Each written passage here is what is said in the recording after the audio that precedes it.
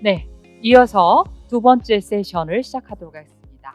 재정에 관한 세션을 이끌어 주실 분은 이시원 경상대학교 행정학과 교수님입니다. 이시원 교수님은 부산대학교와 서울대학교에서 행정학으로 박사학위를 받으셨고요. 지방분권 경남본부 상임대표를 하셨고 서울행정학회 부회장, 한국지방정부학회 회장, 그리고 경상대학교 교수회 회장을 역임하시고 현재는 ENA 공공전문가 양성사업단 단장으로 계십니다. 자, 오늘 세션을 이끌어 주실 이시원 교수님을 박수로 맞아주시기 바랍니다. 예, 반갑습니다. 이게 굉장히 중요한 지금 학예학술 여러 분과 세션이 있는데 굉장히 중요하고 우리로서 피부에 와닿는 그런 어떤 주제가 아닌가라는 생각이 듭니다. 제가 과문하지만은 우리나라 지방자치라는 91년도 지방의회 선거를 계기로 해서 지금 35년째 되는데 실제 우리가 지역의 생활 삶의 현장에서 자치가 제대로 구현되고 있는지에 대한 의문은 여전히 남아 있는 것 같습니다. 최근에 와서 주민자치회에 관한 관심이 커지고 있고 저희들이 이제 이 동네라든지 큰 길 가다 보면 최근에 플래카드가 많이 걸려 있어요.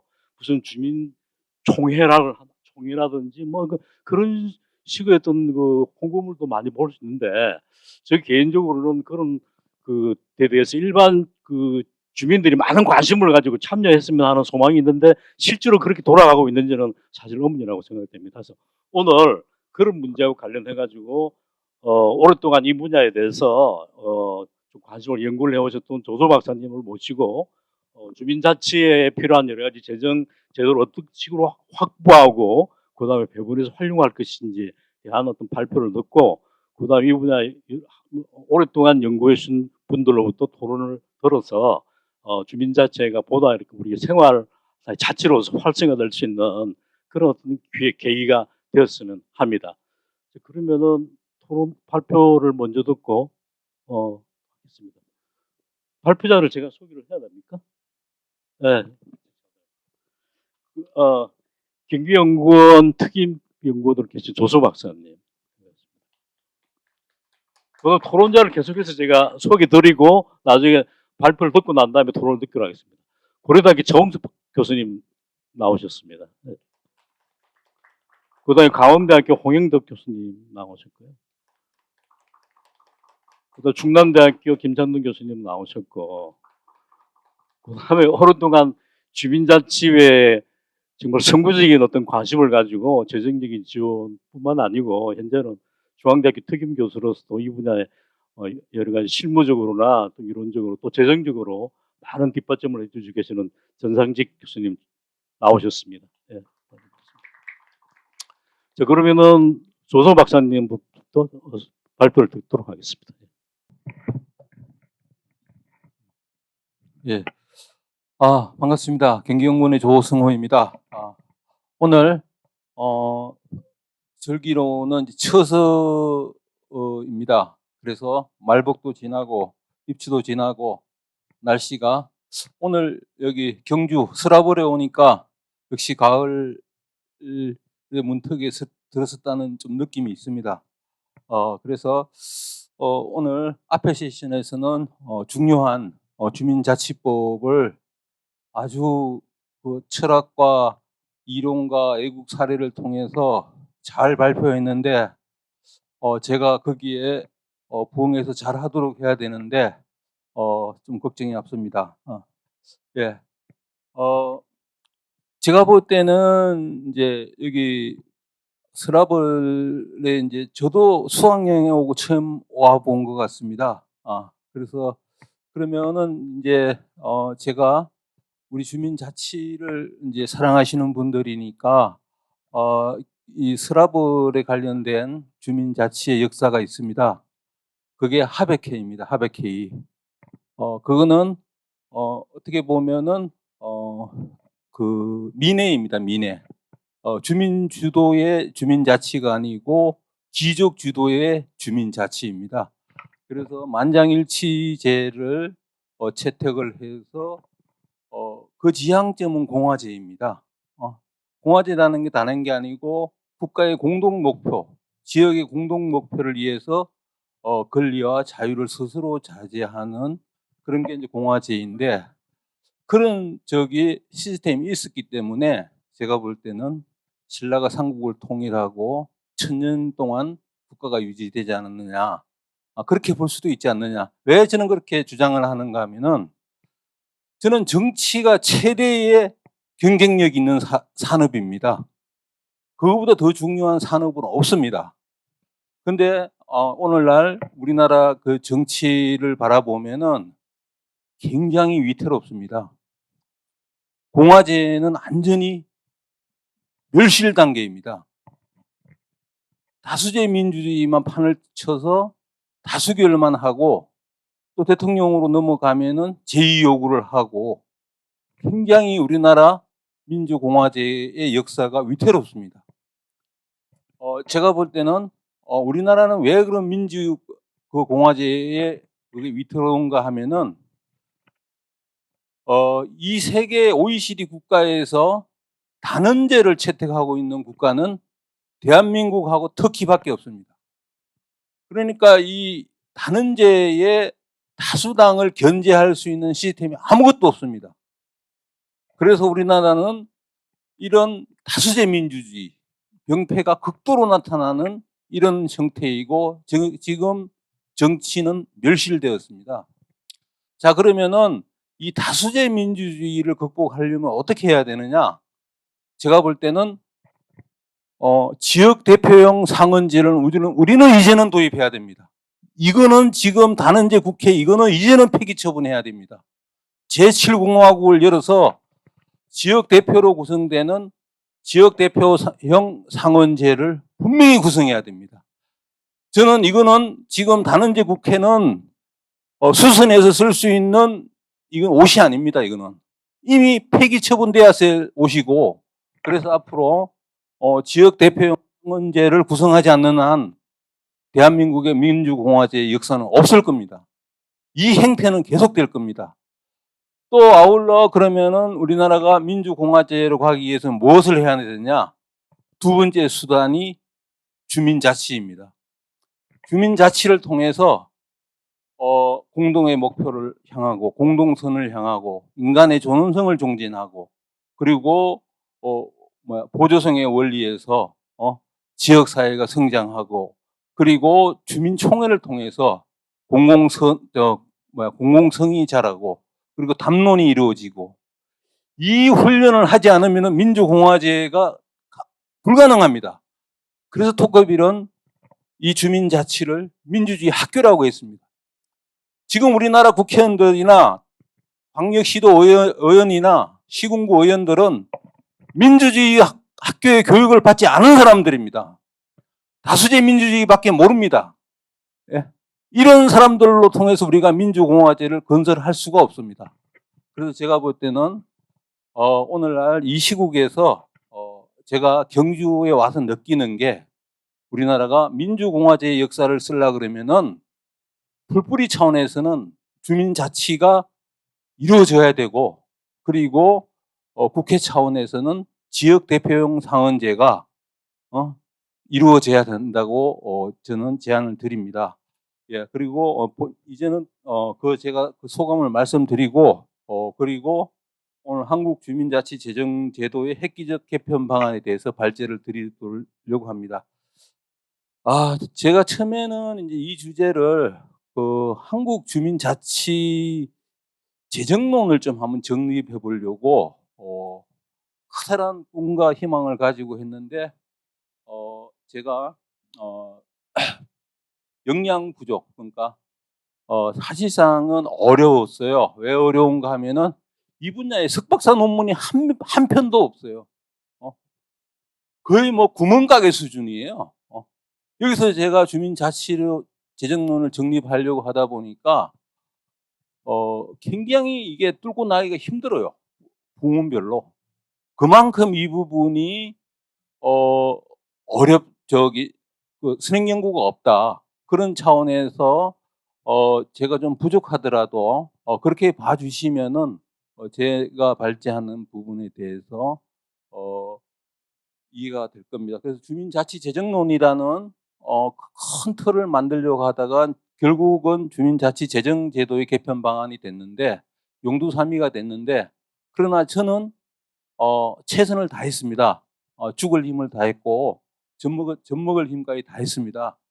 그래서 천하비제한 저를 탓하시고 이쪽 분야에 많은 주민자치를 사랑하시는 분들이 후속 바튼을 이어서 계속 좀 도와주시면은 주민자치재정론이 정립되지 않을까 이렇게 생각합니다.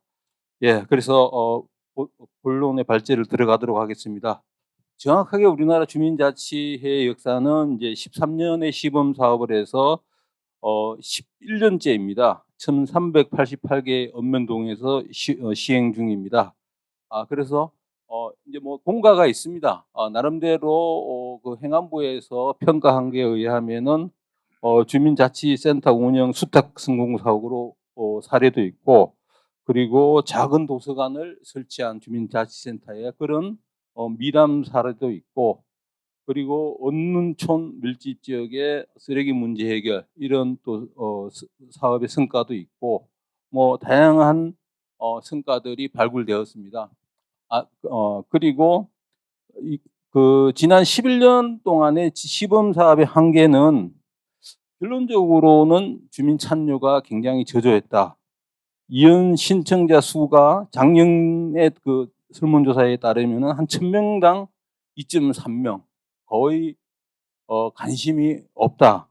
그리고 주민자치의 사업도 기존 사업하고 단편성, 행사성, 이런 게 많았다. 그리고 재정 지원 관리 체계는 거의 미비했다. 이렇게 볼 수 있겠습니다. 그래서 지금 이제 주민자치 10년을 평가하면은 주민도 없었고 자치도 없었다. 그리고 아까 어느 그 법학 박사님이 말씀하신 것처럼 주민자치법을 지방분권균형발전법에 주민자치법을 제정하도록 돼 있으나 그 의무를 11년 동안 지금 계속 미루고 있다. 이렇게 쉽게 해서 정치권과 행정권이 직무유기를 하고 있다. 이렇게 말씀드리고 있고, 결론적으로는 지금 시범 사업이 아니고 본격적인 사업의 시행으로 접어들었다. 이렇게 말씀드릴 수 있겠습니다. 그래서 이제 이런 지난 10년간의 문제점을 치유하기 위해서 윤석열 정부에서 국정과제로 주민자치의 자율성 보장, 구성 운영 다양화, 그리고 법적 근거 마련, 이거를 국정과제로 채택을 했어요. 근데 작년에 시행계획에서는 주민자치 지방시대 종합계획, 그 국정과제의 실천계획에서는 완전히 행안부가 의도적으로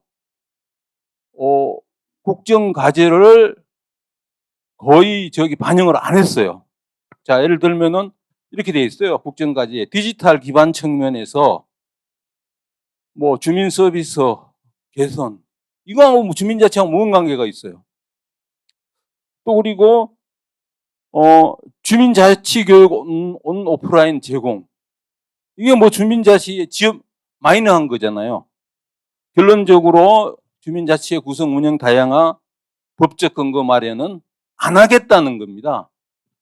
그러니까 결론적으로 행안부는 주민자치 그 시범사업 구성하는 거라든가 법적 근거 마련은 손을 놓겠다는 겁니다. 결론적으로는 우리 주민자치에는 국정과제에 비해서 용두사미가 됐다. 이렇게 말씀드릴 수 있고, 최근에는 물론 그 일본 정당에 따라서 정파선거는 있지만은 주민자치의 예산을 대폭 삭감해서 침체기로 접어들고 있습니다. 그래서 주민자치의 재정 확보는 주민자치 활성화하고도 굉장히 직결되어 있습니다. 아시다시피 현재 우리 주민자치의 재원 조달 구조는 시군구 운영보전금, 사업보조금에 의지하고 있습니다. 그래서 이것을 손을 떼면은 사망 직전까지 갑니다. 그러니까 산소호흡기에 의존하고 있습니다. 그래서 이제 오늘날 제가 이렇게 발제를 하게 된 것도 이 시점에서 그러면은 자생력 없는 주민자치의 재정을 어떻게 할 것인지 그 부분에 대해서 발제를 지금 한번 해답을 찾아보자 해서 주민자치 재정제도에 그 진단하고 개선 방안을 도출했습니다. 뭐 간략하게 역사를 보면 재정제도를 주민자치위원회입니다. 84쪽에 주민자치위원회는 무보수 명예직 좋습니다. 근데 이게 무보수 명예직도 여러분들 선진국 스위스나 독일이나 프랑스나 이런 데가 무보수 명예직이 공짜가 아닙니다. 월급의 60%는 됩니다. 수당이, 각종 수당이. 예. 우리나라는 잘못 알고 있어요. 무보수 명예직도 월급의 60%가 돼요. 그게 무보수 명예직이에요. 근데 제가 볼 때는 지금 주민자치위원들 뭐 3만 원인가? 뭐 어떤 데는 5만 원 이 정도 준다는 거예요. 이것도 주민자치위원들을 2등 시민으로 취급하는 거예요. 최소한 시군구 기초지자체에서 회의를 하면 회의수당 정도는 줘야 되는 거죠. 결론적으로는 주민자치위원들은 2등 시민의 취급을 받고 있다. 그런 말씀을 드립니다. 그리고 이제 주민자치회가 이제 행안부 표준조례에 와서 재정적으로 어느 정도 틀을 갖추게 됩니다. 시군구청장이 전년도 주민세에 그러니까 개인균등분의 징수에 해당하는 예산 등을 재원으로 재정적 지원이 가능하다. 예, 이 부분은 어쨌든 재원에 대해서 처음으로 언급을 했고 했다는 데서 의미가 있습니다. 그리고 또 중요한 거는 회계감사 제도를 도입했다는 게 의미가 있습니다. 행안부 표준조례에서 그렇게 두 가지 측면의 의미가 있고, 그 다음에 이제 2020년도에 주민자치의 설치 법안에서 김두관 의원하고 이명수 의원 안에 의해서 회비제도가 처음으로 언급이 되고, 회비제도가 주민자치 재정의 사실상은 원천입니다. 일본이 그렇고 영국도 150명 미만인 페리시에는 회비를 받습니다. 그래서 회비를 받는 게 주민자치단체의 원칙입니다. 이게 김두관, 이명수 의원 안에서 처음으로 도입이 돼서 희망의 재정제도를 제시를 했습니다. 그리고 이제 그 서울형 주민자치의 재정제도를 보면은 이건 이제 박원순 시장 모델인데 실질적으로 서울시가 지원하는 모델이 있고 자치구에서 지원하는 모델이 있습니다. 그래서 일반적으로 이제 여기서 이제 뭐 자치지원관 제도 같은 걸 도입을 해서 구에 지원하는 게 한 70% 그리고 주민자치에 지원하는 게 한 30% 정도 해서 보면 한 연간 보면은 자치구의 중간 지원 조직에 지원하는 게 한 214억 5년 동안, 그리고 주민자치에 한 137억 원 정도 도입을 했습니다.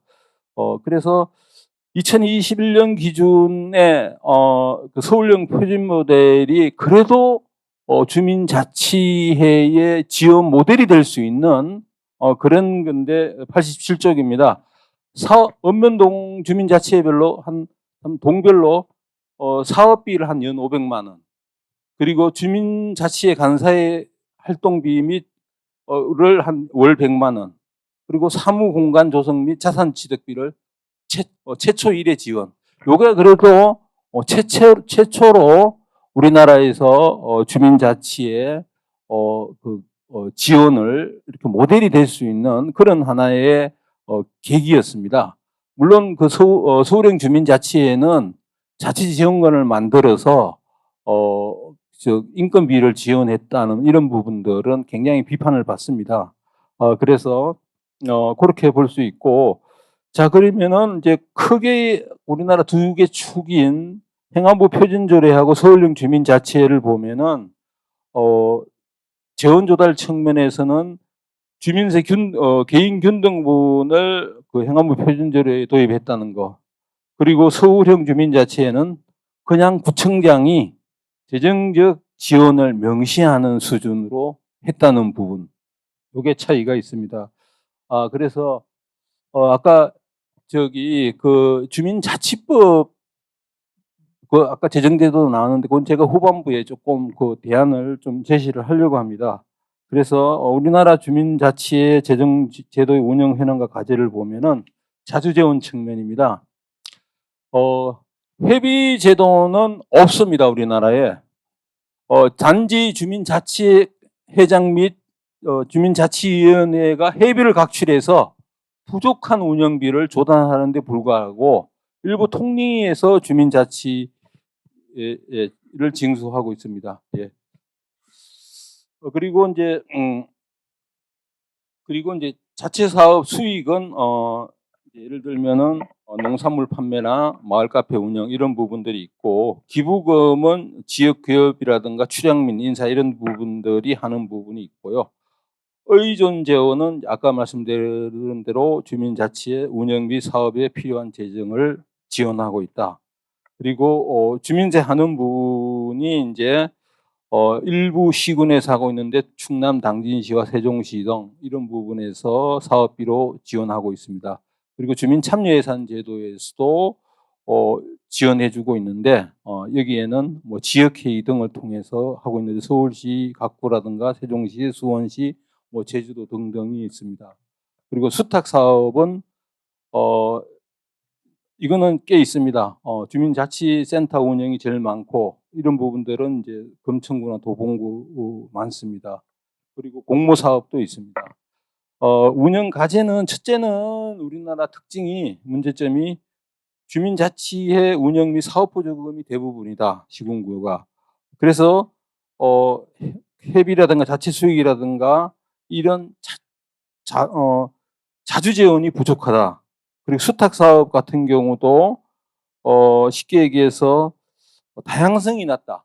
주민자치센터 운영 정도에 국한돼 있어 다양성이 낮다.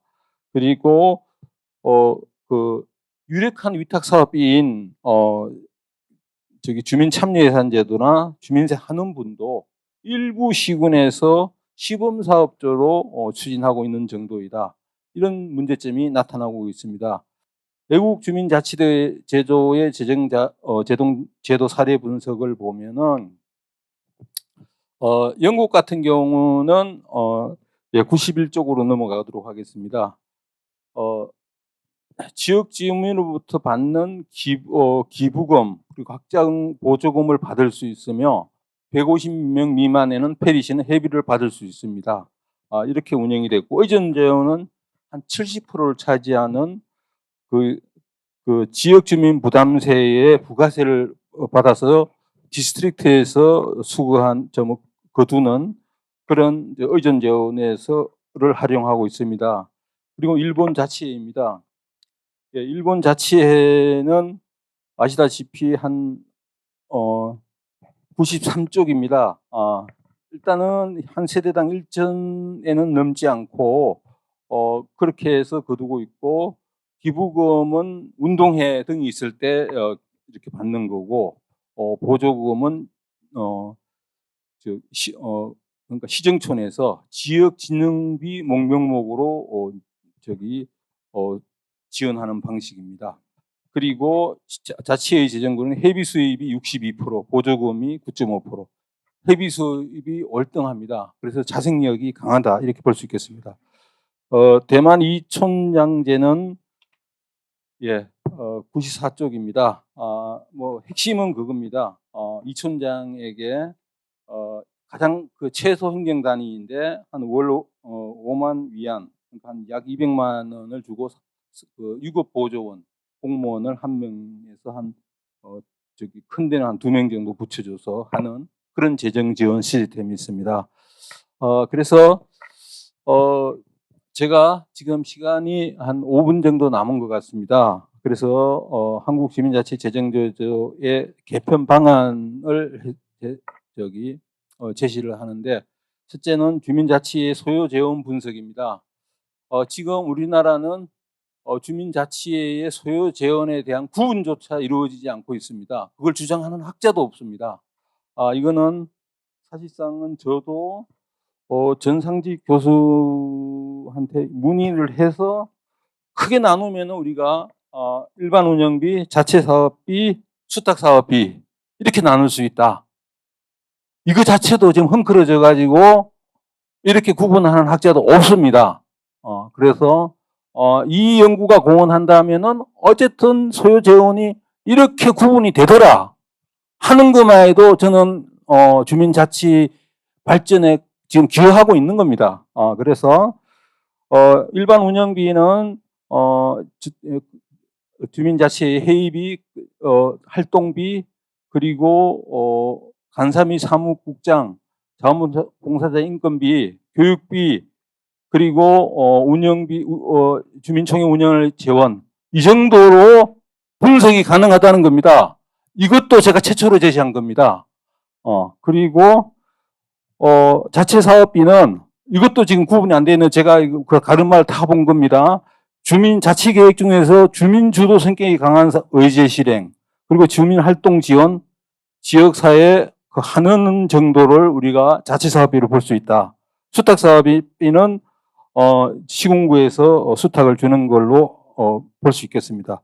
다음에는 이제 그 지원 조달 방안입니다. 시군구랑 운영 보조금은 그럼 제가 볼 때는 일반 운영비는 임동국 주민자치회장께서는 지금 회비로 해야 된다 그러는데 그 부분은 제가 볼 때 다시 검토를 좀 요청을 합니다. 제가 볼 때는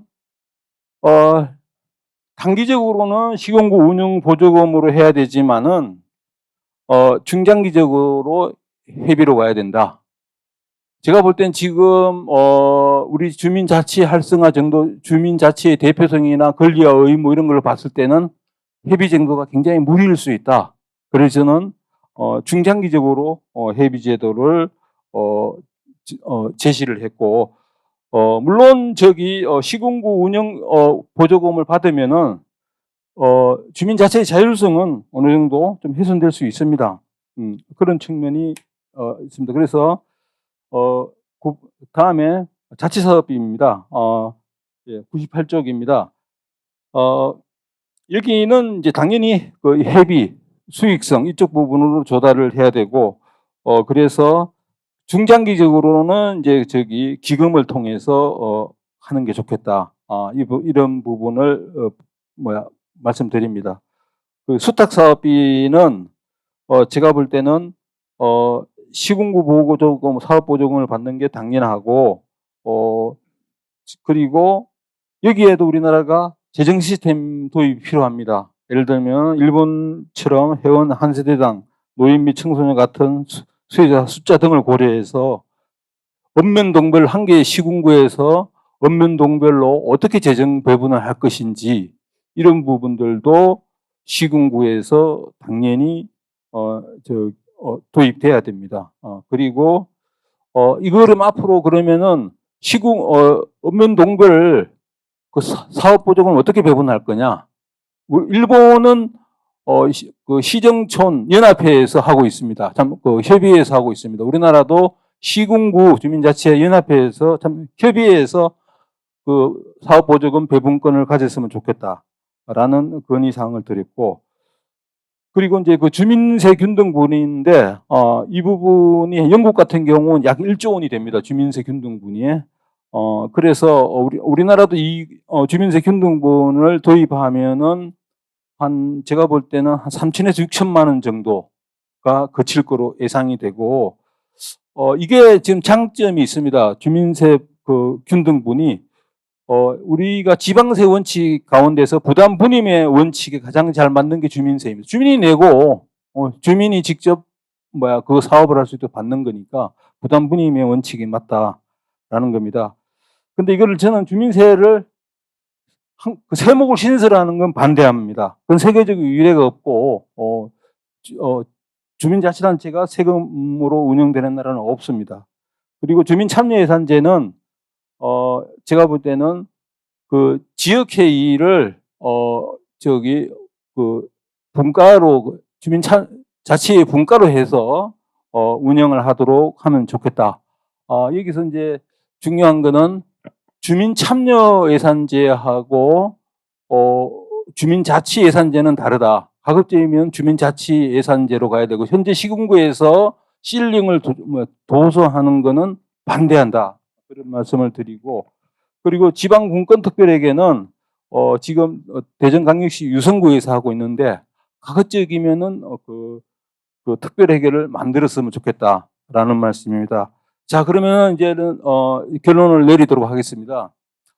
제가 볼 때는 104쪽입니다. 자 그러면은 지금 주민자치법이 이제 드디어 2개가 떠올랐는데 저는 재정제도는 우리가 영국식으로 갈 것인지 일본식으로 갈지 고민을 해야 됩니다.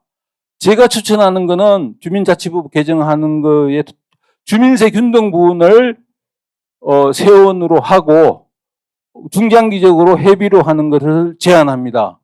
회비 제도는 굉장히 지금 제가 볼 때는 시기적으로 굉장히 어렵습니다. 주민자치회가. 그래서 저는 영국식 모델로 가는 게 지금은 제가 여러 가지 방면으로 검토했습니다. 주민자치 활성화라든가 이런 다양한 방면을 검토했을 때 필요하다. 그리고 또 하나는 그 주민참여예산제는 주민자치사업 측면에서 앞으로 그 주민자치에서 예산을 편성하고 지원 받는 식으로 주민자치 예산 사업 방식으로 가야 된다. 그리고 지금 이제 앞으로 저는 이렇게 생각합니다.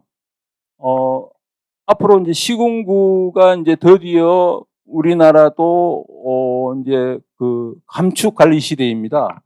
그래서 시군구보다는 주민자치에서 하는 사업이 바람직한 거는 그 권한을 이양을 하고 그리고 주민자치에서는 복식부기 제도 이런 걸 도입을 해서 투명성을 제고하면서 하는 게 바람직하다. 그게 미래 비전이지 않느냐 라고 생각합니다.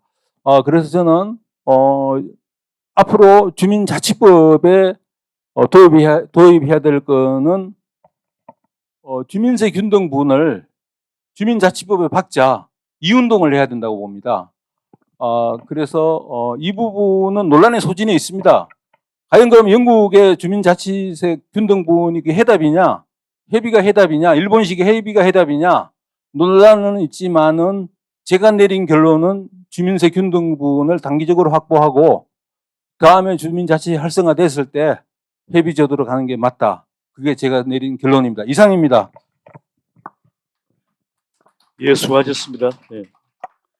지금 요즘은 그런 거겠죠. 지금 지방자치가 실시된 지 한 30년이 넘었는데요. 그동안에 이제 주 초점이 그 중앙정부로 권한의 분산, 권한의 이양 이런 데 초점이 있었는데 더 중요한 거는 우리 삶의 현장에서 자치가 어떻게 구현되느냐. 이게 굉장히 중요하다.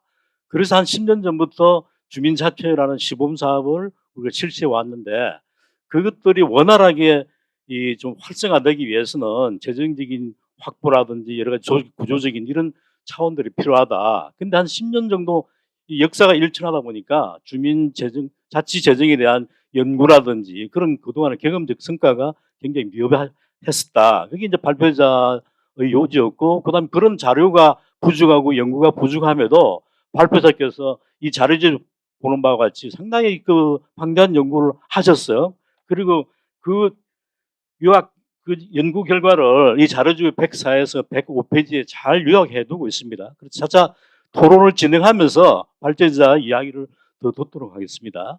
토론은 먼저 우리 고려대학교의 최영숙 교수님 토론을 듣고 그 다음에 중앙회 회장님이시고 중앙대학 특임 교수로 계시는 우리 전상직 회장님 토론을 듣고 홍영덕 교수님, 김찬동 교수님 이런 순서로 토론을 듣도록 하겠습니다. 토론 시간은 10분 내로 좀 해주시면 고맙겠습니다.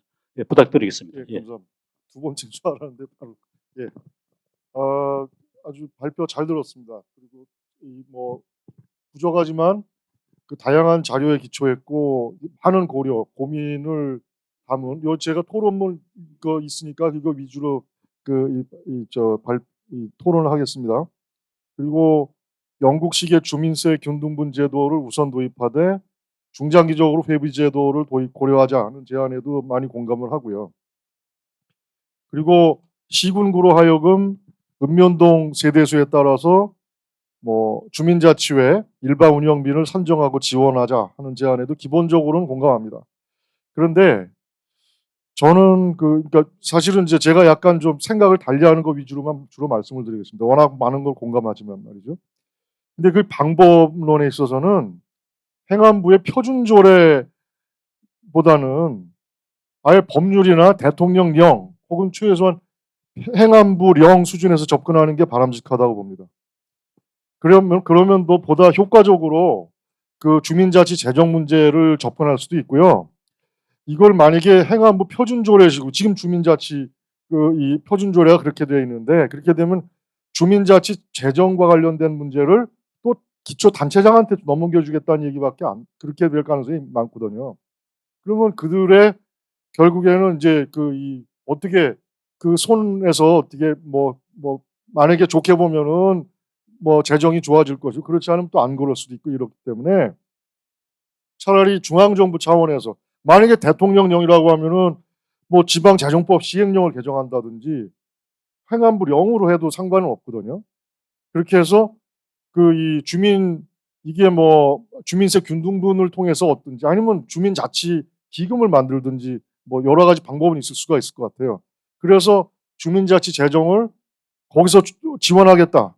그것도 일률적으로 할 필요도 없고 마치 우리 지금 행안부가 잘 사는 마을 만들기다, 청년 마을 만들기다, 이런 사업들 하잖아요. 그러면 신청하면은 몇 천만 원씩 지원하거든요. 그러면 주민자치를 하겠다, 우리가. 그래서 만약에 통리 수준에서도 우리가 만약에 이렇게 해서 하겠다고 신청하면은 행안부가 심사해서 주문될 수도 있는 거예요. 그렇게 되면은 사실 단체장에게 이걸 맡기는 게 아니죠. 사실은 이게 단체장한테 가면은 거의 정치 조직화되고 그들이 조직하는 데서 사실 벗어나기 힘들 텐데 그래서 이는 기본적으로 여기다 제가 썼듯이 주민자치의 재정을 단체장의 주리스딕션 영역에 두기보다는 차라리 중앙정부 수준에서 그렇게 그게 일률적으로는 아닐 필요는 없습니다. 그렇게 축을 하는 것이 훨씬 더 효과적이고 그리고 속도도 빠르고 그리고 주민자치의 이 원래 취지를 살릴 수도 있을 것이라고 저는 판단했기 때문에 그런 말씀을 드려봤습니다. 그리고 또 어떤 측면이 있냐면은 행안부와 중앙정부는 사실은 이게 대통령부를 수도 있고 다른 뭘 수도 있어요. 여하튼 이 중앙정부는 말이죠. 그동안 직접민주주의 3법 통과시켰잖아요. 주민 조례 발안이라든지 투표법, 주민 소환에 관한 법률을 지방자치법에 있던 걸 아예 뽑아가지고선 22년도에 법률로 만들었어요. 이게 얼마나 이 사람들이 단체장을 견제하고 싶어 하는 거예요. 사실은 굉장히 행안부가 그 사람 하고 싶어 하거든요. 그리고 감사 청구가 가능했었는데 주민 직접이라는 시스템을 만들어서 이제 온라인으로 딱딱 클릭하면은 감사 청구할 수 있어요. 지금은 굉장히 견제하고 싶어 하거든요. 그리고 주민 소송도 가능하고 지방의회 전문성 얘기하는데 실은 그게 지방의회에서도 얘기했지만 행안부에서 자꾸 터졌어요. 그래서 여러 가지 보조 인력들도 지원할 수가 있고 서울시 같은 경우에 지금 여러 가지 유급화된 그런 보조 인력들도 많거든요. 그리고 참여예산 제도를 주민 참여예산 제도를 도입한 것도 사실은 이면에 보면은 지자체 단체장 견제라고 하는 생각이 좀 있단 말이죠. 그래서 중앙정부가 특히 행안부를 위시해서 단체장에 대한 견제 기재 강화를 위해서 노력해온 측면이 있기 때문에 역시 주민자치라든지 주민자치 재정의 문제도 그런 맥락에서 우리가 접근할 수도 있겠다. 우리가 잘 영리하게 말이죠. 한다 생각한다면 그런 생각이 들었습니다. 그리고 세종시 읍면동 예산협의회 운영 모델을 참고해서 주민 참여 예산제를 읍면동 주민자치회와 통합해서 운영하는 방안을 고려할 수 있다고 이제 주장을 했는데 이 경우에 이제 약간 고려점이 있을 것 같아요. 우리가 주민자치회를 통리 수준에서 구성할 경우에 지금 읍면동만 생각하고 있는데 너무 크거든요. 그래서 한 통리일 수도 있고 통리 몇 개가 해서 할 수도 있고 저는 그렇게 생각해요. 그러면 이제 읍면동 수준에서는 통리 수준에서의 주민자치회 대표분들이 가서 이제 읍면동 수준의 주민자치 그 뭐 회가 됐건 무슨 조직이 생길 수가 있겠죠. 근데 여하튼 읍면동 수준의 참여 예산하고 이거 같이 붙이면 이 통리 수준의 주민자치가 성립이 되면은 그분들하고 그 읍면동 수준의 주민자치 조직 간의 그 관계를 또 이게 만일 우리는 개서적인 그런 걸 그 원하는 건 아니기 때문에 뭐 하여튼 그런 것 고려가 하나가 있고 지금 그렇지 않아도 주민 참여 예산 제도가 집행부 주도로 운영되는 경우가 많은데 만약에 참여 예산 제도 지역 회의하고 읍면동 주민자치회를 제도적으로 연결 내지는 시킬 경우에는 참여 예산 제도에 대한 주민자치의 영향력 강화보다는 이걸 이제 사실 생각을 우리는 기대할 텐데 오히려 그 힘이 반대로 올 수도 있다. 그러니까 참여 예산 그러니까 이 집행부가 주도하는 참여 예산 제도의 힘이 오히려 주민자치 쪽으로 건너오고 거기에 참여하는 주민자치 대표분들이 오히려 그 눈치를 심지어는 볼 수도 있는 그런 상황이 올 수도 있는 거 아니냐. 그런 그 우려도 좀 들었다 하는 거고요. 그다음에 이게 원래 참여 예산 제도라는 게 공동 생산, 여기서 공동 생산이라는 건 광의의 의미입니다. 그래서 커미셔닝이라든지 공동 설계, 전달, 평가까지 이제 포괄하는 개념인데 사실은 그런 면에서의 공동 생산을 강화하겠다. 그러니까 주민과 집행부 간의 문제를 놓고서 이제 우리가 참여 예산 제도가 도입됐는데 그러면 이제 그렇게 되면 참여 예산 제도의 또 본질도 좀 오히려 약화될 수도 있겠다. 그런 생각이 좀 들었고 그리고 주민 참여 예산 제도에 참여하는 시민 대표들은 그게 주민자치 일반 그 주민뿐만이 아니고 그게 직능 대표일 수도 있고 집단 대표일 수도 있고 분야별 전문성 그 대표일 수도 있거든요. 그래서 그런 측면도 좀 고려해야 되는 거 아니냐. 그리고 마지막으로 주민자치 재정 문제를 연구함에 있어서 주민자치가 자꾸 우리가 코스트 센터다. 비용을 쓰는 센터라고만 그 생각하게 만들 필요가 없다. 그런 생각이 들었습니다. 그래서 오히려 수입 창출에 국가적으로 봐서 수입 창출의 주체로서의 주민자치를 함께 탐구할 필요도 있다고 생각합니다. 그래서 여기 발표문에서도 지적하듯이 주민자치회는 주민자치센터 운영 이외에도 여러 뭐 도서관 운영, 돌봄, 주차 관리, 공원 관리 등 다양한 수탁 활동을 할 수가 있습니다. 그리고 일본에 말씀하셨듯이 자치회는 지역 복지, 방제, 교통안전, 지역 문화 등등 관련된 활동을 많이 활발하게 펼치고 있습니다. 이것들이 다 수탁 사업이고요. 그다음에 우리나라의 경우에도 보면은 고령화 및 초고령화, 지역 소멸, 돌봄 수요들이 굉장히 급증하고 있는 상황에서 주민자치회가 지역 사회를 위해서 나름의 의미 있는 그런 활동을 개발하고 사실상 정부에서 봤을 때도 그 공공 서비스의 비용 효과성이 대단히 높은 수탁 활동을 전개할 수도 있는 거 아니냐. 이런 경우에 그렇게 되면 이제 수탁 활동의 개발은 국가 사회적 혜택 창출의 센터로서 코스트 센터가 아니고 그런 센터로서의 주민자치 제도를 자리매김을 시킬 수도 있는 거 아니냐. 그런 생각이 들었습니다. 그래서 이렇게 되면 이제 주민자치가 자기가 어떤 수익도 만들고 자생력이 더 커지는 것이죠. 또 뭐 대만 예를 보더라도 대만의 이촌장이 말씀하셨듯이 그 1인당 5만 위엔 한 200만 원 조금 안 되는 돈 받고 있는데 그들이 만들어내는 서비스의 가치를 계산해 보면은 한 달에 200만 원이 훨씬 넘는다고 생각합니다. 사실은 만약에 그 사람들을 복지 공무원이나 이런 공무원으로 대체시키면 공무원들은 9 to 5거든요. 이 사람들은 거의 그냥 밤낮이 없어요. 그때나 전화하면 전화 받고 나가고 굉장히 더 좀 가까운 인간화된 그런 서비스를 제공하고 있기 때문에 제가 그 사람들한테도 농담으로 만약에 이촌장들 역할을 그걸 공무원으로 대체한다면은 5명을 더 줘도 아마 안 될 거라고 그런 얘기했어요. 자기네들도 수긍하더라고요. 그런 측면이 있다 하는 겁니다. 예, 감사합니다. 예, 고맙습니다. 조소마학자 박사님 발제에 대해서 정숙 교수님 한 4가지 측면에 좀 보완 내지는 논의할 점을 제시하신 것입니다. 다음으로 계속 우리 전상진 회장님 코멘트를 듣고 또 토론을 계속 진행하겠습니다. 부탁드리겠습니다. 예. 예, 원래 제가 낄 자리는 아닌 것 같은데 조성호 박사님 고생하셨다는 말씀 좀 드리고요. 왜 그 말씀을 드리냐면 제일 처음에 주민자치위원회 실시할 때부터 주민자치위원회는 무보수 명예직이라고 그랬는데 2001년인가 제가 참 이제 프레스센터에서 이 토론을 처음으로 할 때 그때 이제 추미애라는 국회의원이 초선으로 참여했습니다. 그때 이제 추미애 의원이 제기하기를 자, 무보수 명예직이면 실비를 어떻게 하느냐, 실제 활동까지도 무보수로 하느냐, 그러면 위축되지 않겠느냐는 질문을 되게 날카롭게 했던 기억이 나거든요. 그래서 그때 무보수 실비가 아마 맞는 것 같다는 결론을 내렸는데 지금까지도 행정안전부는 그때 초선인 추미애 의원이 이제 제기했던 문제를 극복을 못하고 있다는 말씀을 드리고 그 문제를 오늘 이제 조성호 박사께서 잘 지적을 해 주신 것 같습니다. 제가 보기엔 이렇습니다. 사람 움직이는 세 가지 요인은 이게 한국 동양 철학입니다. 재관인입니다. 재물하고 권력하고 명예하고 이 세 가지입니다.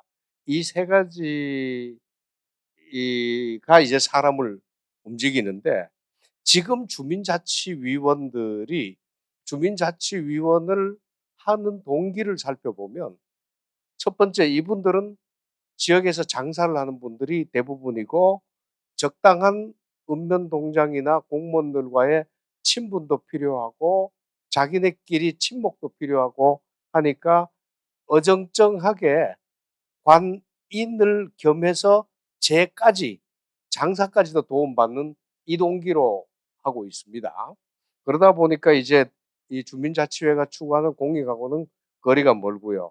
이제 이 부분을 만일 이제 이제 장사를 위주로 생계로 하는 분들을 아닌 정치인들 이제 활동을 하는 정치인이나 시민운동가로 해서 하면 이분들은 또 이분들 나름대로 또 정치적인 문제나 시민운동적인 문제나 있을 거고요.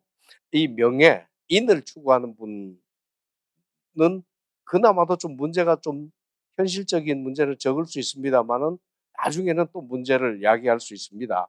어떻게 보면 제도, 관도, 인도 초월하는 어떤 이런 이타적인 지도자가 출연을 해야 되는데 지금 현재 이제 주민자치위원이나 주민자치회장은 이 재관인을 전혀 초월하지 못하고 재나 관이나 인 중에서 하나를 목적으로 들어와 있으니까 이제 주민자치회가 근본적으로 이제 얼그러지는데 그 중에서 가장 근본적인 문제는 재인 것 같습니다.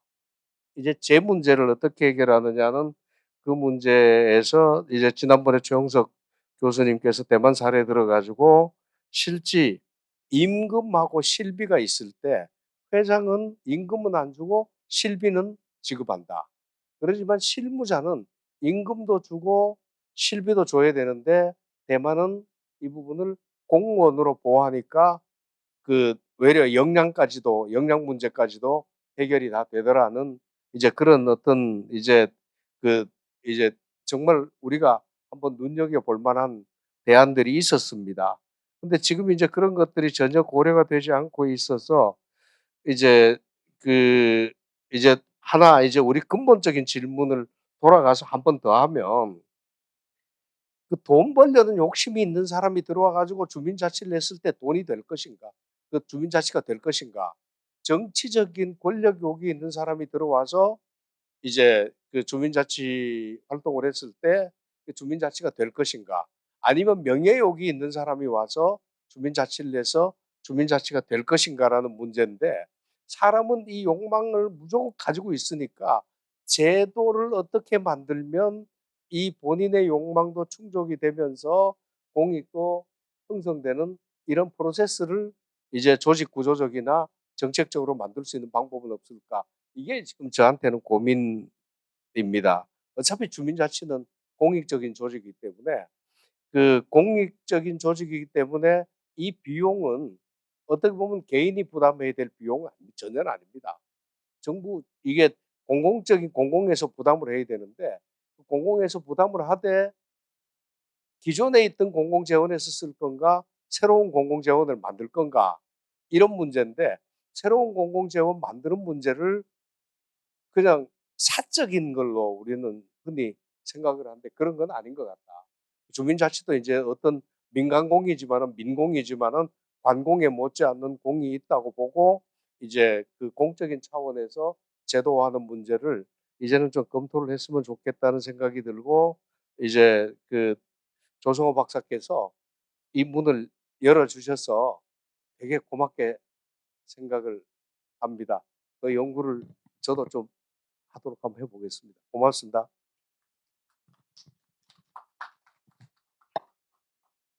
고맙습니다. 이 주민자치에 대해서 진짜 선구적인 관심을 가져온 회장님의 강력한 열망이 반영된 코멘트가 아닌가 그런 생각이 듭니다. 계속해서 우리 홍영득 교수님 토론 듣고 그다음에 김찬동 교수 토론 듣겠습니다.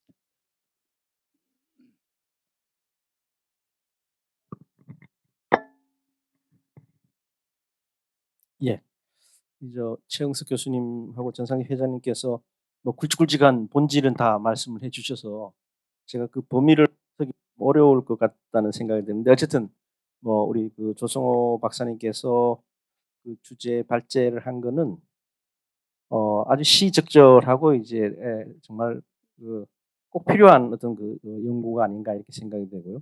사실 뭐 어떠한 어떤 그 논의를 하든지 간에 재정 얘기를 하지 않고서 얘기를 한다는 것은 사실은 그 사상의 어떤 그런 그 누각 같은 그런 얘기가 될 수 있다고 생각해요. 그래서 진작에 이런 얘기를 전제를 했어야지 이제 이런 얘기를 한다는 것 자체가 좀 늦긴 합니다만 우리 조성호 박사님께서 굉장히 어떤 그런 그 여러 가지 현실 문제 또 해외의 어떤 그런 사례들을 분석을 해서 뭐 좋은 제안을 하고 있다 저는 그렇게 생각을 합니다. 그래서 우리가 그 이상보다도 현실적으로 우리가 택할 수 있는 어떤 그런 그 안들을 고민을 많이 하셨다고 저는 그렇게 생각을 하고요.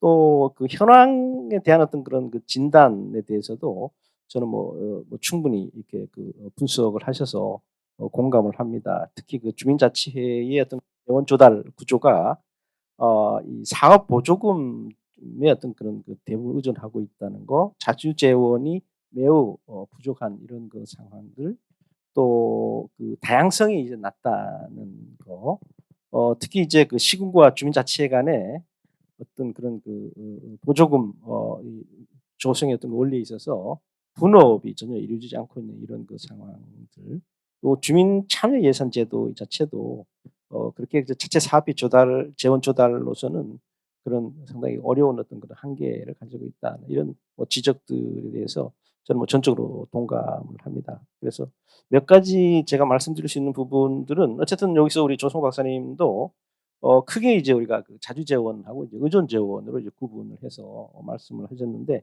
당연히 이그 자주 재원을 가지고 이제 그 주민자치회가 이제 움직일 수 있는 그런 상황이 당연하다고 생각이 되고요.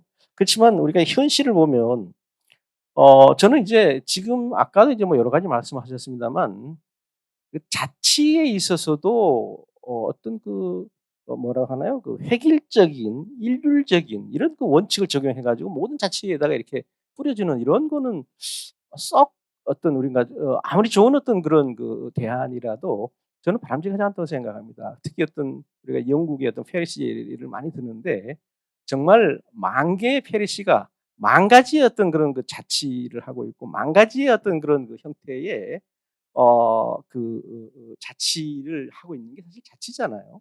그게 사실 자치의 어떤 그런 본질이라고 생각을 하는데 재원에 있어서도 그런 부분을 생각한다면 너무 일률적으로 어떤 그런 원칙을 정해 가지고 다 이렇게 뿌려준다고 하면 그 반 이상의 어떤 그런 낭비가 될 수도 있고 또 다른 어떤 그 문제가 발생할 수 있는 이런 그 상황들이 올 수 있다고 저는 생각을 합니다. 그래서 우선 뭐 이런 거 생각할 때 그 자치회가 어떤 역할, 어떤 상황인지에 따라서 재원이 필요하고 많은 필요한 것도 있고 필요하지 않는 어떤 그런 이 지체도 있을 수 있다고 생각하고요.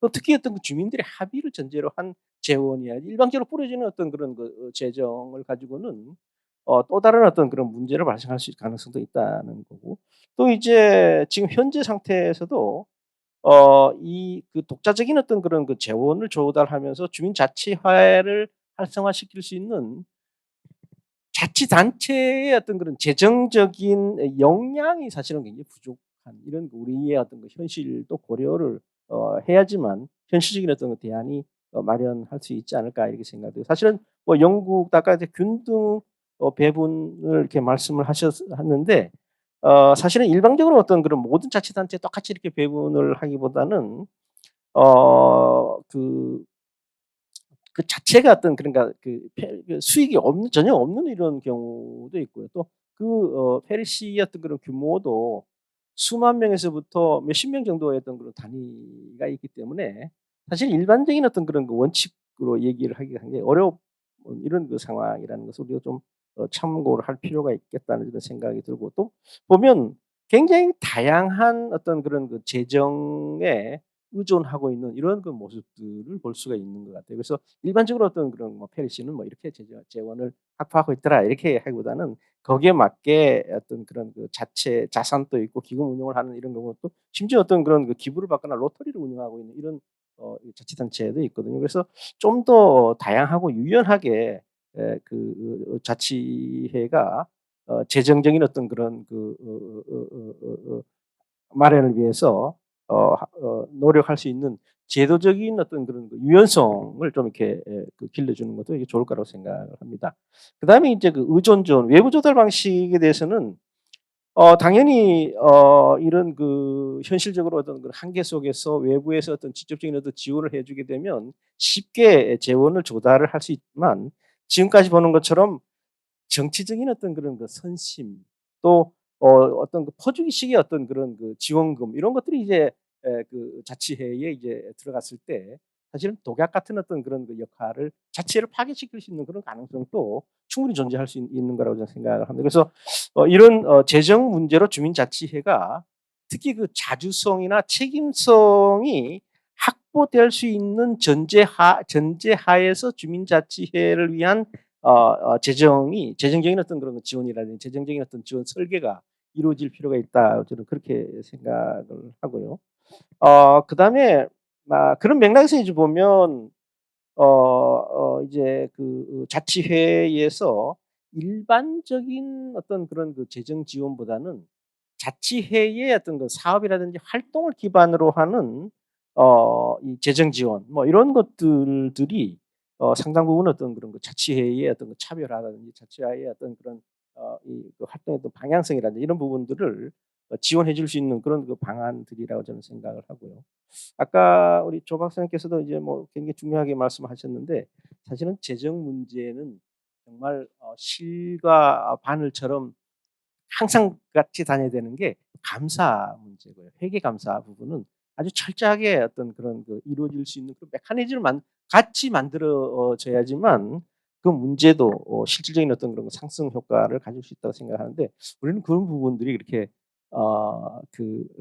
명쾌하게 정리를 하지 않는 것 같아요. 그래서 이런 그 재정상의 어떤 그런 문제가 회계 처리에서 주체가 누구고 감사가 어떻게 할 건지 이런 부분은 영국의 페리시 아주 명확하게 그런 의무적으로 직원을 둬야 되고 의무적으로 직원의 어떤 교육을 시켜야 되고 또 감사는 어떻게 해야 되고 또 그 결과의 재정적인 어떤 상황에 대해서 공개를 하도록 그렇게 요구를 하고 있습니다. 사실 그런 부분들이 상당한 어떤 그런 그 억제 효과를 할 수 있다고 저는 그렇게 생각을 하고요. 그래서 이런 부분도 우리가 좀 참고할 만한 이런 그 상황이 아닌가 이렇게 생각돼요. 마지막으로 뭐 이 그 다양한 어떤 그런 그 수입원을 활용할 수 있도록 그렇게 하는 것이 필요하다. 그리고 기금 조성의 어떤 그 필요성, 기금의 어떤 그런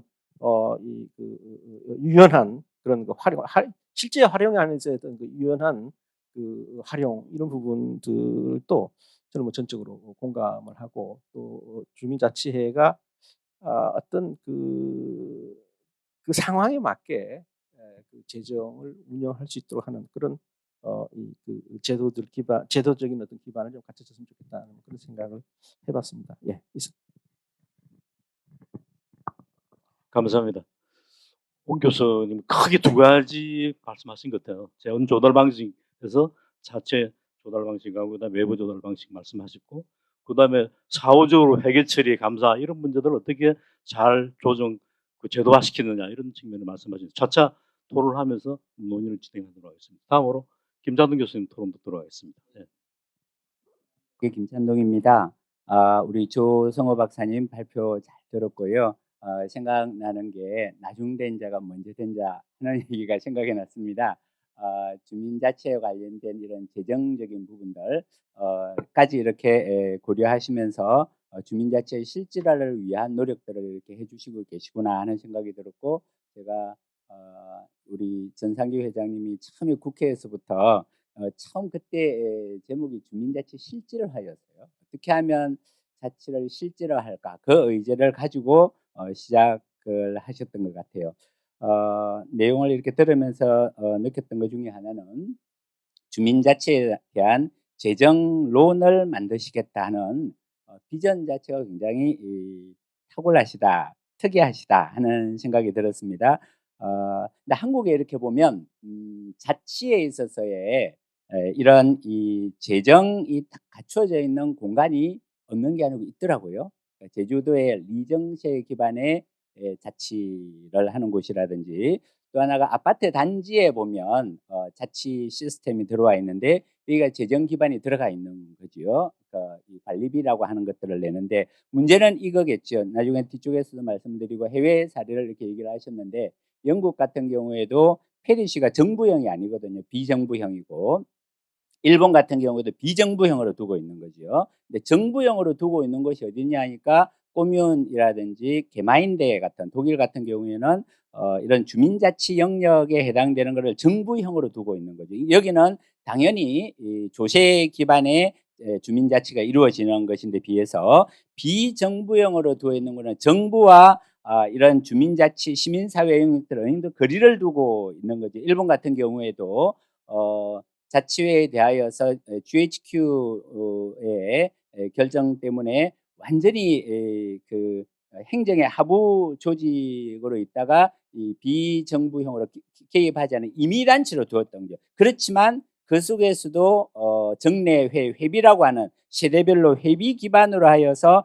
자치를 했고 총회를 했던 이런 역사들이 있었던 건데, 그게 나중에 아시듯이 98년인가요? 정부가 인정단체로 해서 세원을 지원할 수 있는 구조가 되어지면서 그게 뭘 요구하냐 하니까, 그전에는 자유롭게 운영이 되어도 좋은데 일본의 헌법에 관련되어 있는 민주성을 확보하지 못하면 지원할 수 없다라고 하는 룰들이 만들어지기 시작하거든요. 근데 우리 한국 같은 경우에는 주민자치회라고 하는 것이 현재 이렇게 단체장의 정당적인 성향이라 이게 바뀌어지게 되면 예산이 깎여버리는 이 현상을 이게 들여다보면 결국은 행정과 자치와의 관계에 있어서 행정관료제에 의존이 되어져 있고, 또 하나가 그 정치 혹은 정당에 의존이 되어 있는 이런 주민자치회의 제도 설계 구조들 때문에 더 이상 진전이 못 되는 상황이 되어 있는 거죠. 이런 상태에서 우리가 주민자치를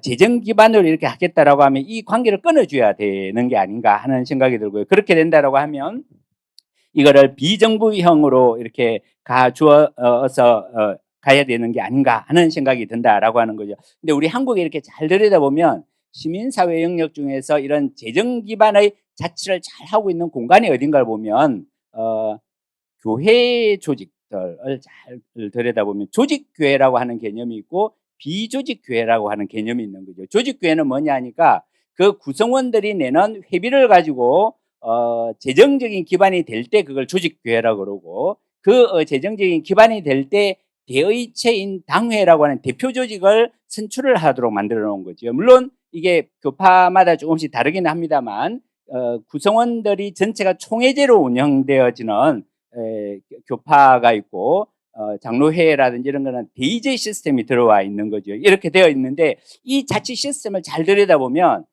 단위 교회 단위가 있고 그 다음에 노회라고 하는 단위가 있지 않습니까? 이거는 구역을 가지고 이렇게 자치적인 운영을 하는 구조이고, 그 다음에 노회 위에 뭐가 있니까 총회가 있는 거죠. 이 총회 단위로 보면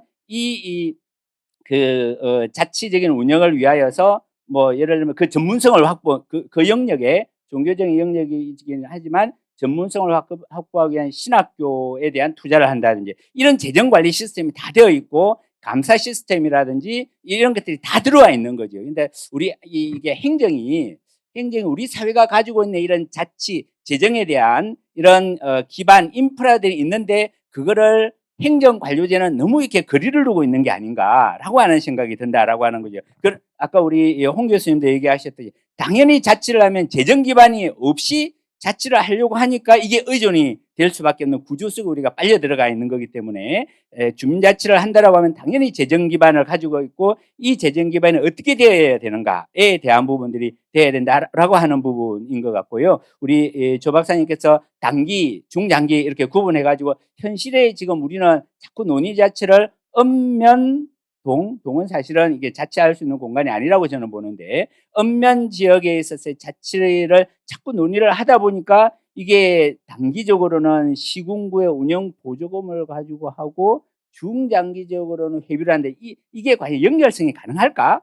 그러니까 우리가 이미 99년부터 해서 주민자치위원회도 그렇고 주민자치회도 2014년부터 해서 행정이 주는 돈들을 가지고 하려고 이렇게 막 노력을 하고 이 하나의 외형으로서 총회제도 도입하고 마을 계획도 하고 이렇게 했는데 안 되는 거지 않습니까? 안 되는 건 안 된다고 꺼내야 되지 않을까 하는 생각이 들고 그런 관점에서 주민자치에 대한 재정적인 기반은 우리 사회에 아까 아파트 관리단지라든지 이런 종교적인 공동체입니다만 공동체 자치를 하는 거기도 보면 뭐 100명 미만인 공동체도 있지만 300명, 1000명, 10,000명 되는 데도 있는 거거든요. 그러니까 자치 역량이 충분히 있고 있는 거죠. 그래서 이런 것들을 잘 들여다보면서 우리의 이런 주민자치라고 하는 부분들을 이 시스템들을 좀 이렇게 벤치마킹을 해서라도 멀리 해외에 이렇게 가지 않더라도 할 수 있는 거 아닐까 하는 생각을 한번 해봅니다. 물론 여기 보면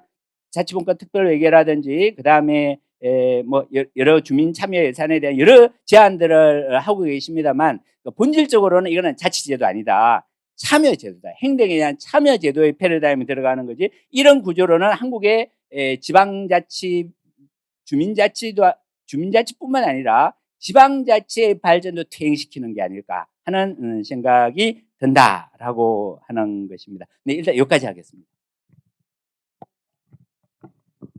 고맙습니다. 김장동 교수님, 제가 듣기로는 굉장히 본질적인 문제를 제기하고 있는 것 같아요. 저는 이 들으면서 이 주민자치의 어떤 성격을 정부형으로 끌고 가느냐 비정부에 끌고 가느냐 그런 어떤 그 아이디어를 주셨는데 우리가 비정부형으로 가면서 재정적인 자치를 마련해야지 비로소 그 본질적인 자치가 추구된다는 그런 관점에서 말씀하셨고 그런 예를 우리가 외국의 제도나 먼 데서 찾을 게 아니고 우리가 도시에서 아파트 관리비 우리 내잖아요, 그죠? 그 다 자체적으로 관리한다고요. 굉장히 중요한 시사점이라고 생각돼요. 그래서 아파트 관리 이미 자체적으로 재정을 조달해가지고 그 아파트를 관리할 수 있는 여러 가지 어떤 시스템을 지금 이미 구축돼 있고 그런 측면하고 그다음에 교회에서 자체적으로 재정을 조달해가지고 교회를 운영하고 또 외부에 여러 가지 어떤 구조 활동도 많이 하는 걸로 제가 알고 있거든요. 그런 예를 우리가 한국의 주민자치의 재정 동원과 활용에 중요한 어떤 하나 아이디어 내지 법례로 활용할 수 있는 게 아니냐 그렇게 그런 아이디어를 주신 것 같아요. 좀 굉장히 좀 그럴듯한 대안이 아닐까라고 생각되는데 어떤 발표하신 조성 박사님께서 내분의 토론자의 어떤 그 핵심적인 요지만 간추려 가지고 혹시 답변할 게 있으면 답변하고 이 세션을 마치도록 하겠습니다. 시간 한 5분? 얼마 정도? 한 10분 정도? 예.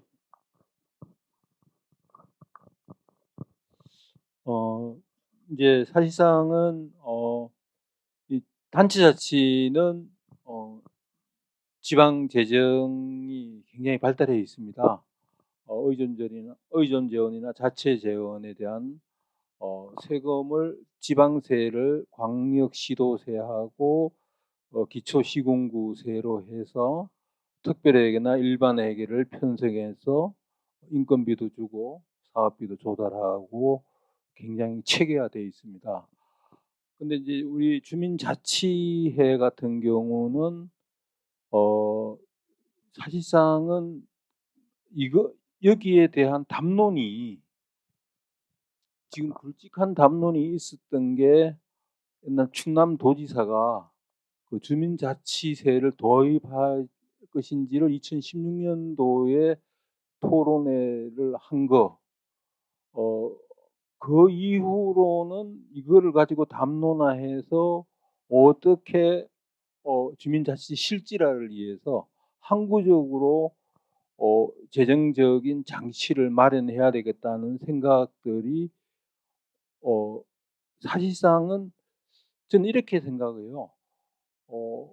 지금 우리 주민자치회가 이건 이제 제가 폄하하자는 건 아니고 구멍가게 유통업으로 따지면 구멍가게 수준이에요. 백화점으로 가면은 이게 이제 그 분화가 되잖아요. 마케팅도 있고 기획도 있고 회계도 있는데 지금 구멍가게 수준이다 보니까 쉽게 얘기해서 자체 재원, 의전 재원, 사업비 그리고 일반 운영비 이런 게 분화가 돼 있지 않아요. 그러니까 사실상은 주민자치재정은 없는 겁니다 지금. 그리고 이제 첫째는 이제 이렇게 되게 된 게 이제 처음에 이제 그 지방 분권법에 의해서 주민자치 시범 사업을 위해서 주민자치를 시의장, 군수구청장은 지원해야 된다. 거기에서 있었고 또 이제 두 번째는 이제 박원순 시장이 그 서울시의 서울형 주민자치회를 추진하니까 이제 그 표준조례에 2018년도에 만드는데 지방세 균등분이 들어오면서 이제 균등분 이제 그 세원에 대한 그런 개념이 도입이 됐고 그리고 이제 박원순 시장은 사실상은 구별 주민자치회 분과위원회에서 자치계획을 수립해 오면은 예산을 지원해 주는 그 베네수엘라식의 좀 포퓰리즘에 가까운 거를 시행을 했었고 그러면서 이제 전국적으로 주민 참여 예산제하고 연계시켜서 또 이렇게 해보는 시도들이 있었고 어쨌든 지금은 각자 이제 구멍가게들이 백화점이 아니고 백화점은 당연히 그 세입과 세출에 대한 이게 공식화가 돼 있는 거죠. 공식화가 안 된 상태에서 구멍가게식으로 점점 시범 사업도 해보고 있는 그 와중에 이제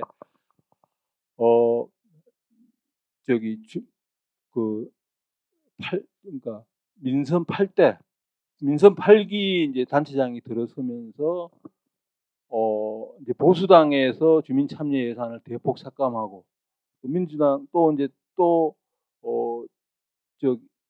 재정난에 따라서 대폭 삭감하고 그렇게 되니까 이제 진짜 안정적 재정 확보가 이제 중요해진 거고 했는데 제가 볼 때는 이제 오늘 이제 토론자 이제 현 시점이 그런데 토론자분들이 이제 그 발제하신 거에 대해서 제가 간단히 하면은 이제 정석 교수님이 말씀하신 앞으로 그 수익 부분도 굉장히 이제 어떻게 보면은 이쪽이 블루오션이다 이쪽이 저도 그렇게 생각합니다. 앞으로 특히 아까 그 촌장 한 명이 공무원 5개 정도의 그 효과가 있다. 사실상 그렇습니다. 우리나라도 그럴 겁니다. 읍면동장을 선출직을 했다면은 현재 읍면동장에 5명의 역할을 할 겁니다. 선출해 보세요. 읍면동장이 잠바 입고 땀으로 적시죠 그 읍면동을. 지금 읍면동장은 대부분 제가 폄하하자는 건 아니고 현실을 그대로 얘기하는 겁니다. 승진해서 이제 퇴임하실 부분이 오셔가지고 그분이 잠바를 입고 땀으로 적시겠냐고요. 아니라는 겁니다. 그래서 그런 부분들은 굉장히 심각한 문제점이 있다. 그래서 저는 앞으로 이쪽이 블루오션이다. 특히 지금 영국하고 일본이 그런 추세로 가고 있는데 축소 사회로 갈수록 주민자치의 그 사업은 늘어날 수밖에 없겠다. 그런 측면에서 사실상은 저는 좀 이런 생각을 제안을 했습니다. 그동안 그 원고로 보고서로 읍면동에서 제가 볼 때는 공무원을 철수시키고 그게 예를 들면 20명을 잡아서 제가 계산을 해보니까 전국으로 따지면 한 5조 정도 돼요. 그 5조를 가지고 주민자치에서 사업을 하면은 그 난이도가 높은 게 아니에요. 읍면동 그 사업들이. 제가 볼 1조면 돼요. 1조면. 그게 왜 그럼 그렇게 차이가 나느냐. 단체 자치로 하면은 고임금, 임금 코스트가 너무 많아요. 임금 코스트가.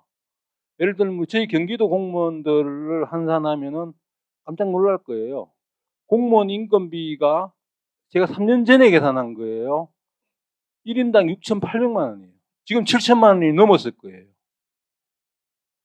그러면은 봐요. 아까 전상직 교수님 말씀대로 무보수 실비라 그랬죠. 무보수 실비가 형편없어요. 그렇다면은 무보수 실비에다가 좀 더 주면은 여기 베이비 부모 세대도 일할 사람 많습니다. 그래서 제가 볼 때는 청우석 교수님이 말씀하신 게는 저는 언젠간 실현된다고 봅니다. 그 부분은. 네? 여기서 이제 쉽게 얘기해서 어떻게 보면 주민자치회가 풀뿌리 단위에서 주민 밀착형 사업을 할 수 있는 시대가 오지 않을까. 제가 볼 때는 물론 이게 쉽진 않아요. 그 관료 조직 이건 사실 대통령 공약 사항으로 나와서 6개월 안에 해치워야 될 사항인데 이건 쉽지 다음 제가 볼 때는 한 7공화국 정도는 기대할 수 있는 상황이라고 보고 뭐 자관 있고 그리고 아까 그 저기 청수 교수님 말씀 참 예리한 지적이신데 주민 참여 예산제하고 저기 그 지역 회의하고 읍면동 단위에서 주민 자치하고 통합해 놓으면은 시군구 입김이 더 세가지고 주민 자치회가 종속될 수 있다는 거는 전문가들이 좀 많이 우려하는 것 같습니다. 김찬동 교수도 지난번에 그 주민 참여 예산제 그 말씀을 하셨고 정우석 교수님도 그 말씀을 하셨고 저는 그런 부분은 못 봤어요. 그래서 그런 부분도 봐서 설계를 해야 되지 않느냐라고 보고 있고 그리고 그 홍영덕 교수님께서 말씀하신 그런 부분들 그 재원 조달을 다양화해야 되는 게 이게 주민자치 정신에 맞고 그리고 그 직원 그 간사들이나 위원들의 그 교육 훈련 이런 부분도 철저히 해야 되고 특히 회계의 투명성. 저는 회계의 투명성이고 주민자치회가 도망가면 안 돼요. 그 회계의 투명성 때문에 시군구 예산을 안 받겠다. 그런 사람은 주민자치회 이혼하면 안 된다고 봐요. 역량이 안 되는 사람이 주민자치원 해가지고 그걸 각오하고 해야죠. 아니면 그 유능한 직원을 둬서 복식부기를 제대로 하든지 지금 제가 파악한 바로는 복식부기도 안 돼 있고 그 주민자치 해결을 못 해가지고 읍면동에서 해주는 데가 있고 또 저기 주민자치에서 간사를 둬서 받아서 하는 데가 있고 이게 엉망진창이에요. 지금 이게 쉽게 얘기해서 주민자치 회계 시스템도 제대로 운영 못하는 주민자치회가 이게 무슨 윗수탁 사업을 받아서 하겠냐고요. 읍면동에서 해주면은 그거 솔직히 부가 서비스인데 얼마나 귀찮겠어요. 읍면동 직원들이. 이런 부분들도 제가 볼 때는 그런 직원이나 간사를 유능한 사람을 채용해서 할 수 있도록 해야죠. 할 수 있도록. 그런 것들은 중요한 것. 저는 그 회계 부분은 회계가 두려워서 위탁 수탁 사업을 안 받는다는 거는 그건 공공성이 없다고 보고, 그런 사람들은 주민자치위원 자격이 없다고 봐요. 떠나야죠. 그런 사람들이 왜 주민자치위원을 합니까? 주민자치 발전의 걸림돌이죠. 그런 분들은. 저는 그런 발상 자체를 하는 사람들이 저는 수준 이하라고 보고, 그거는 그렇게 보고요. 그리고 김찬동 교수님 말씀대로 정부형, 비정부형 쭉 말씀에 공감을 하고, 그리고 그런 것도 김찬동 교수님 말씀대로 한다면은 아파트 입주자 대표회의식으로 하면은, 그런 모형으로 설계하면은 주민자치에도 일은 한 푼도 정부 보좌 받지 않고 운영할 수 있거든요. 그런 것도 제가 볼 때는 비정부형에서 우리가 앞으로 좀 더 연구해야 될 거다. 그런 부분들도. 그래서 저는 차라리 아파트 입주자 대표회의를 주민자치회로 공식적으로 인정을 하고, 그걸 인정을 하고, 입주자 대표회의 정관하고 주민자치회 정관하고 통합을 해서 운영을 하도록 하고, 자꾸 거리를 두지 말고, 그게 사실상은 저는 주민자치회보다는 입주자 대표회의가 시스템이 100배 낫다고 봐요. 거기는 재정 시스템도 잘 돼 있고, 그리고 그 동의 선출직이에요. 대표성이 있어요. 근데 우리 주민자치회는 그렇지 않거든요. 그리고 그 입주자 대표회의의 권한도 막강하고, 그리고 그 사무국장이 이제 관리소장인데 그분의 역할도 있고, 물론 그 법적으로 문제는 있어요. 그 관리소장이 입주자 대표의 그 대표로 돼 있어, 대표기구로 돼 있어. 그 잘못된 건데, 그런 부분들을 했다면은 모르겠어요. 김찬동 교수님이 그런 생각 많이 하시는 것 같은데, 읍면에는 주민자치회 정도로 하고 도시에는 동부분은 뽀개고 차라리 아파트 입주자 대표회 이런 거 대치하는 것도 방법이다. 읍면동 동에는 되지도 않습니다. 저거는 저기 지역 그 생활권도 없고 정체성도 없는 지역입니다. 동이라는 곳이. 이상입니다.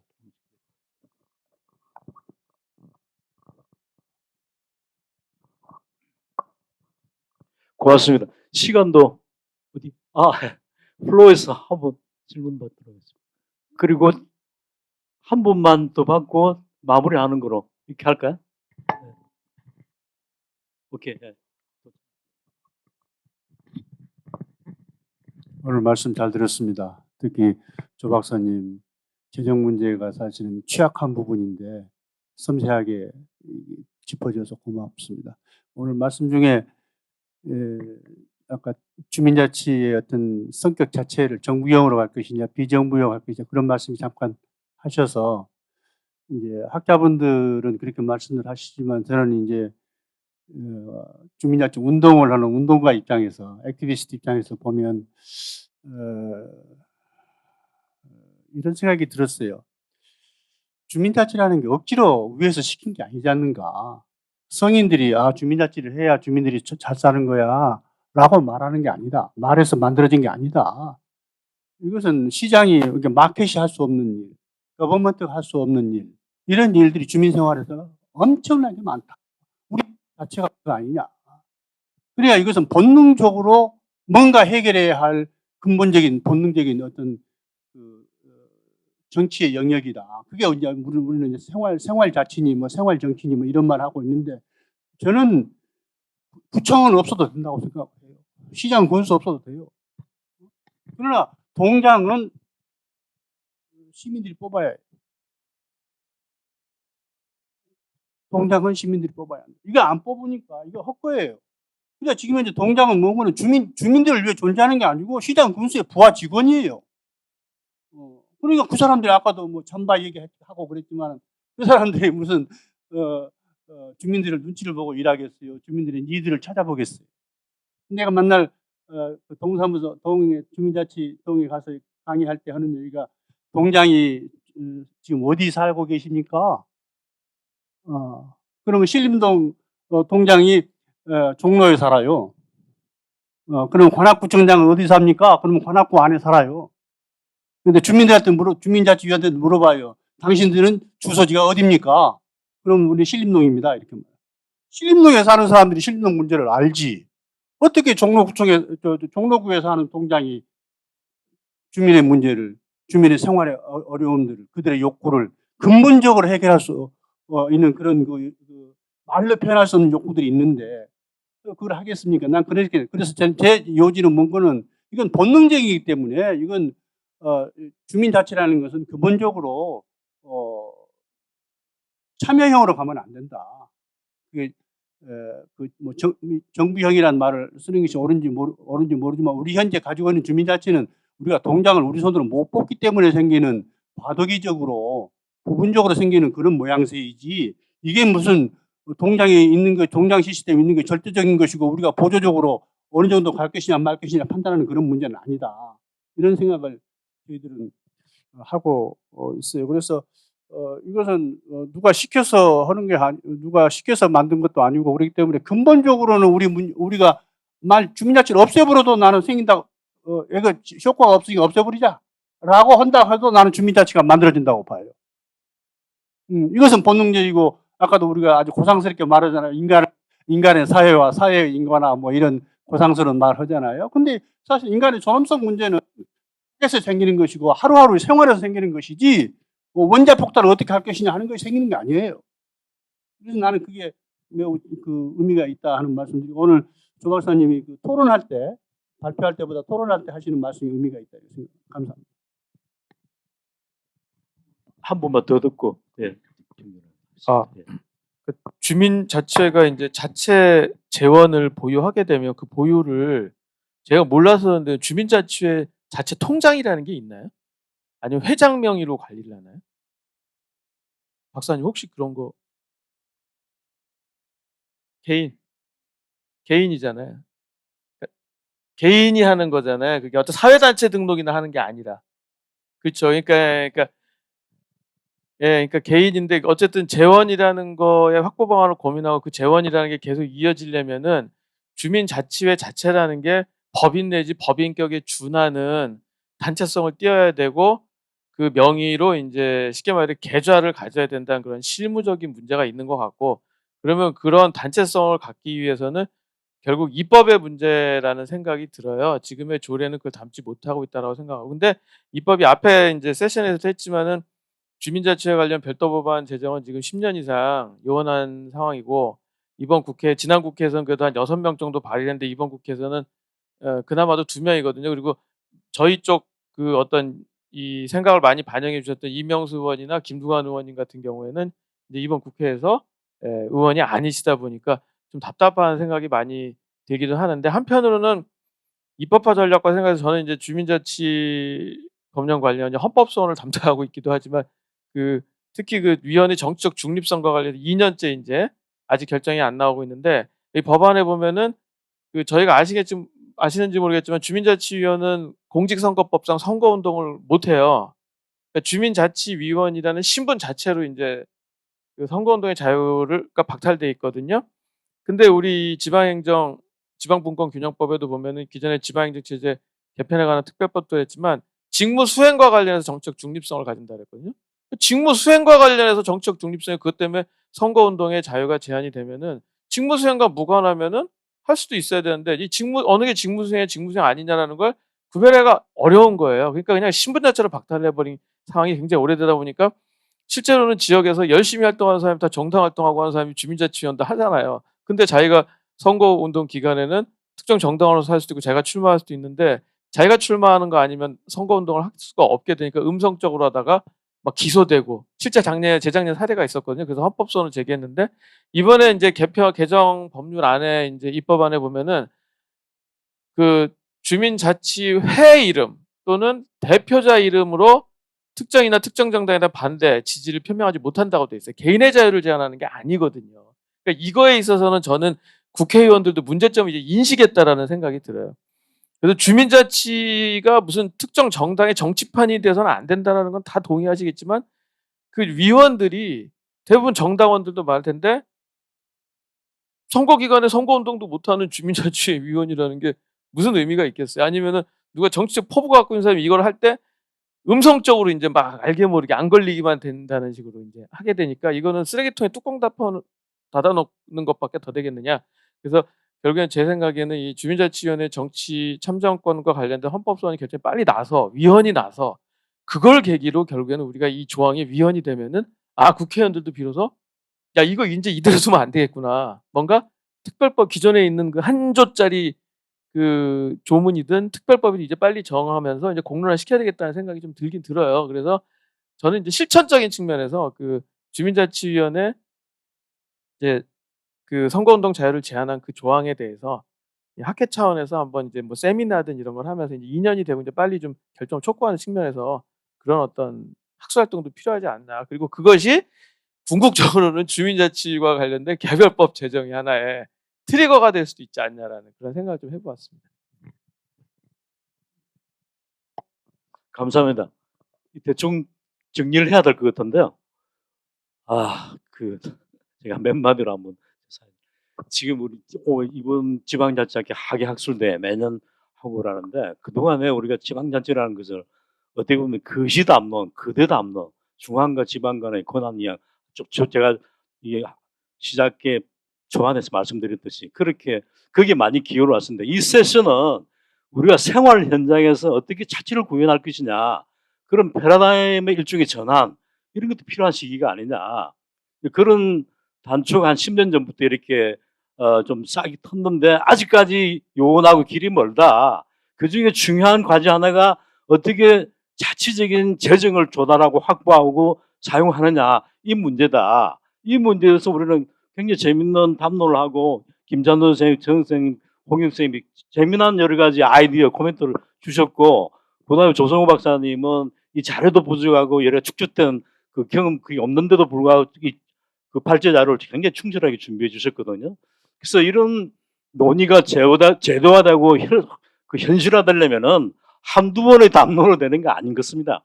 그래서 이런 담론이라는 게 끊임없이 이루어져야 되고 그렇게 이루어지기 위해서 실제 중앙위원회입니까? 여기서 좀 지속적으로 좀 이렇게 자극도 가하고 이런 판을 마련해 주면 좋지 않겠나 이런 생각을 대신하면서 오늘 세션을 마치겠습니다. 고맙습니다. 예.